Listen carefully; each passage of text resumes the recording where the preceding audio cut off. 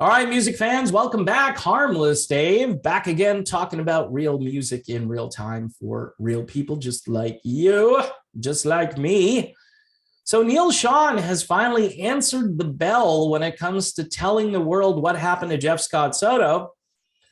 The problem is Neal's explanation, well, it doesn't cover everything.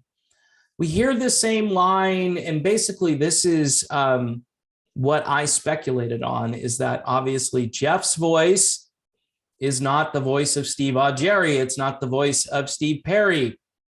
It's not your classic tenor. It's not in that family. And apparently Neal was commenting on an article about Jeff Scott Soto talking about these things, which is kind of interesting. So Neal goes right to the publication and drops a comment, which is, I don't know. I guess it's an interesting way to handle the problem. He said it's an ongoing drama, and I hope that kind of settles things, that apparently he, John, and Jeff wrote a song together, and they didn't like the way it sounded after they finished writing the song. So Jeff's point is, why don't you come over to me? We'll have a conversation about what you don't like about it. You know, it's weird in life because it's always difficult when you have to say goodbye to somebody and you don't know how to do it.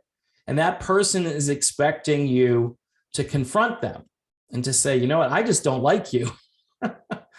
And nobody likes that kind of conflict usually. But Soto comes off as somebody who's very honest. He'll tell you what he doesn't like about you, or he'll disagree with you, but he'll continue to be your friend. I know this firsthand, because I know Scott doesn't appreciate some of my takes on certain things, but he respects me anyway. He wants to, and he does this throughout his career. Like, he's friends with people who he probably disagrees with politically or on whatever issue, So I think that shows, a high level of character. So he's looking kind of for the same thing from others. And he was obviously very disappointed when he was dismissed from Journey. See, the other issue that Neal doesn't cover here is the fact that the band announced Jeff Scott Soto. Here is our new lead singer. Here he is. He's served well for what, 7 months or 11 months? I can't remember.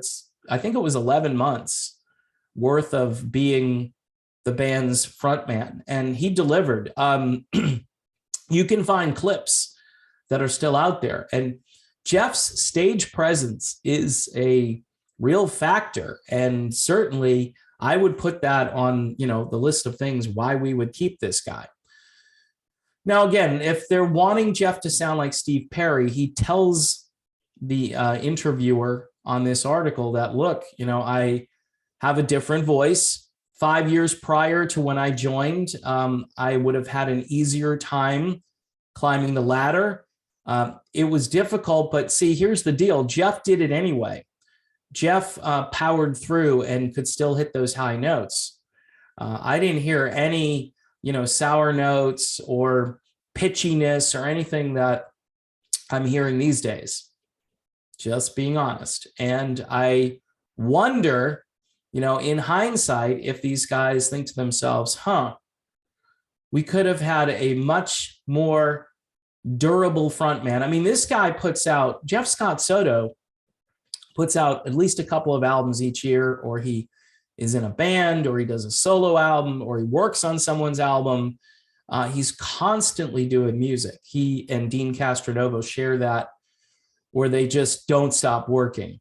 Incredible work ethic, always busy, always plotting the next move. And quite honestly, harder working and busier than Journey has been over the last decade or so. Maybe Scott would have gotten bored with it. I say Scott, it's Jeff Scott Soto, sorry. Maybe he would have added something to this. Maybe he would have lit a fire under these guys to do more work. We just don't know. The fact that he can write songs, pretty interesting. A songwriter, another songwriter. Okay, so you got, Jeff and John and Neal writing songs together. Would have been pretty cool stuff. Add this new lineup where Narada was supposed to be in the band, and you've got more songwriting capabilities there.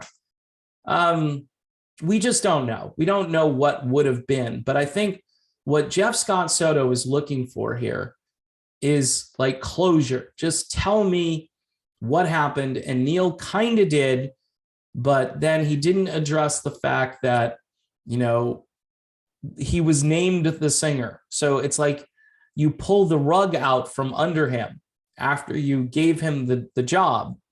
And I think that's what Soto is kind of complaining about here. He's not, this isn't sour grapes. This is just like, hey, these people were probably really good connections too, right? Let's be honest, you know, to be connected with John and Neal. And then you had worked with Neal in a project prior called Soul Circus. And Neal mentions that. He says, yeah, we were doing a side project together. And then he was in Journey, but that wasn't going to be a long-term thing. He didn't say that out loud, but he kind of implies that, you know, we wrote a song together and we didn't like the way the song sounded. But what about how great Jeff sounded on stage when he was singing all of these songs, these classic Journey songs? He was able to pull it off. And he could have probably pulled it off for a very long time. So again, you can't discount the impact, especially when Arnell first got to the band, what that did to Journey's fan base. It opened up really the entire Pacific Rim to Journey's music. You had a hometown hero or a regional hero now, helping build audience worldwide for the band. And I think that's really cool. But again, I guess Jeff just wants a more clear explanation as to what happened. You know, you wait 14 years for kind of like a half-assed explanation about it. And I don't know, it's still kind of lousy what happened to him. Look, Journey is a business. These guys are definitely running it like a business at this stage. Jeff Scott Soto is more passionate about just music in general, and he records a lot of music. He works with a lot of people. He lends his time, his talent, his energy, his ideas to others. And I think he's the bridge to the next generation of melodic rock. Journey is kind of like nosediving, you know, and I don't mean that in a negative way necessarily. I'm just saying they've got their catalog, they're a classic rock band. New Year's Eve, I mean, it's not like they're going to play their new song New Year's Eve, right? The way things used to be going into a new year, like that wouldn't have been a good idea, right? But no, they just sell out to the corporate people, and we'll do a 5-minute medley of 3 songs, and it'll be freezing cold, and the audio will be suspect.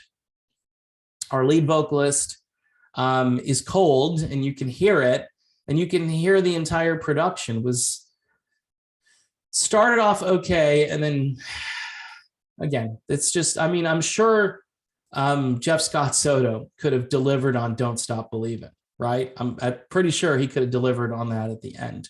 I mean, I think the adrenaline would have drove Jeff to whatever note he needed to hit, but I don't know. I'm just some layman guy that makes comments, and sometimes I'm right and sometimes I'm wrong. The bottom line is there are still unanswered questions about Jeff being dismissed from Journey. Why bother naming him the lead vocalist if you had no plans of keeping him to begin with? So that's the video. I feel for everybody because it's not easy to fire somebody from Journey's end of things. But I think better communication would have solved the problem. Keep in mind, Jeff Scott Soto was told he was fired by Kevin Cronin. Kevin Cronin from REO Speedwagon was at an event that apparently Jeff was at, and he basically spilled the beans. He knew before Jeff Scott Soto knew that he was no longer in Journey, and that had to really suck. You know what I mean? It's just not a cool thing. So that's the video. Thanks for watching. Don't forget to subscribe to the channel. The channel took a bit of a hit at the beginning of January with Patreon folks, some who apparently decided they didn't want to hear about the thing anymore, so they flew the coop or something. I don't know. Could be just the economy being really bad, which I completely understand. But if you want to support the channel for $1 a month, that is much appreciated. I'm here every day and I'm doing what I do. So thanks again for those of you who are sticking by, and I'll be back soon.